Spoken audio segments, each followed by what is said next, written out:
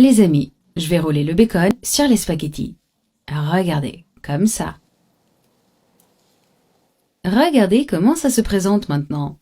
Je vais le mettre dans la poêle à frire pour faire frire ce bacon. Vous le mettez ici. Rangez toujours, jusqu'à ce que le bacon soit bien doré. Alors les amis, ici, je l'ai retourné pour que vous puissiez voir à quel point il est bien doré. Ici, je n'ai pas eu besoin de mettre de l'huile ou de l'huile d'olive, parce que le bacon est déjà gras, n'est-ce pas? Il libère déjà de l'huile, donc ce n'est pas nécessaire.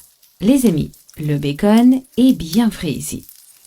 Maintenant, je vais le mettre de côté et le mettre dans l'assiette. Nous allons faire frire toutes les autres pâtes que nous avons roulées. Alors les amis, maintenant, c'est frit. Nous allons les mettre ici, rangés dans la poêle à frire. Regardez. J'ai changé de poêle parce que nous allons les faire cuire dans la sauce. Je les mets toutes ici. Les amis, cette recette est vraiment bonne. Vraiment facile, n'est-ce pas? Regardez. J'ai ici 300 g de sauce tomate. Je vais la mettre sur le dessus. Et je vais également ajouter 100 ml d'eau. Nous allons maintenant attendre que les nouilles cuisent. Les amis, j'ai vu que ma sauce était trop peu abondante. Je vais en rajouter pour couvrir toutes les pâtes. Il suffit d'un peu d'attention, de remuer pour que les nouilles cuisent bien, n'est-ce pas? Les amis, maintenant que c'est cuit, je vais en prendre une part. Vous pouvez voir à quel point elles sont molles.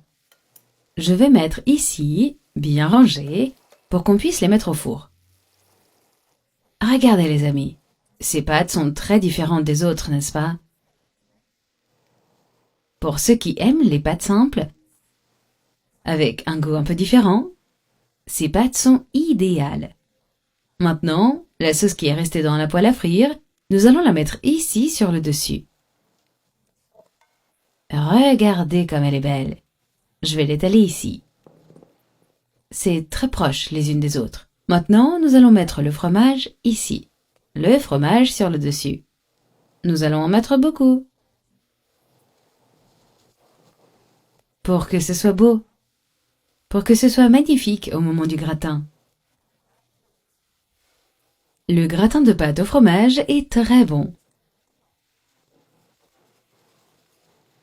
Ici, sur le dessus, vous pouvez mettre un peu d'origan ou, si vous le souhaitez, un peu de basilic. Un peu de basilic est également très bon.